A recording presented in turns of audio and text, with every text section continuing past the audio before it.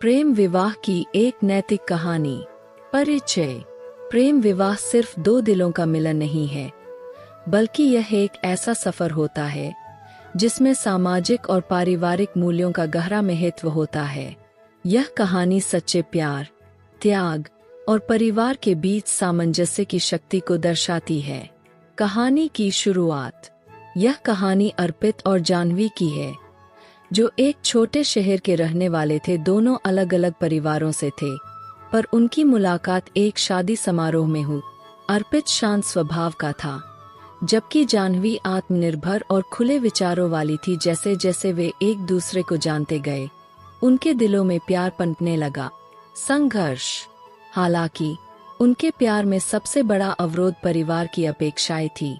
जाह्नवी का परिवार पारंपरिक था, जहां अरेंज मैरिज को महत्व दिया जाता था, जबकि अर्पित का परिवार एक खुली सोच का था लेकिन सामाजिक दबाव से प्रभावित था।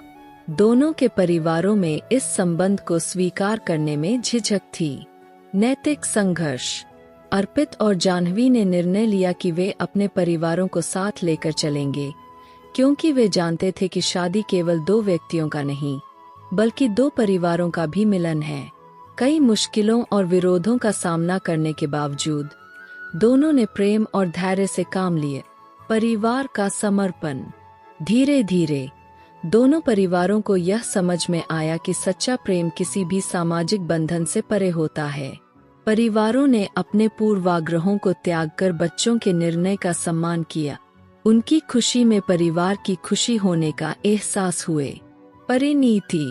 अंततः अर्पित और जाह्नवी का विवाह हो गए।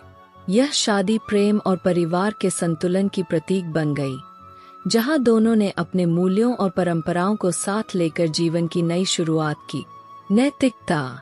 इस कहानी की नैतिकता यह है कि प्रेम विवाह तब तक सफल नहीं होता जब तक उसमें दोनों परिवारों का समर्थन और सहभागिता न।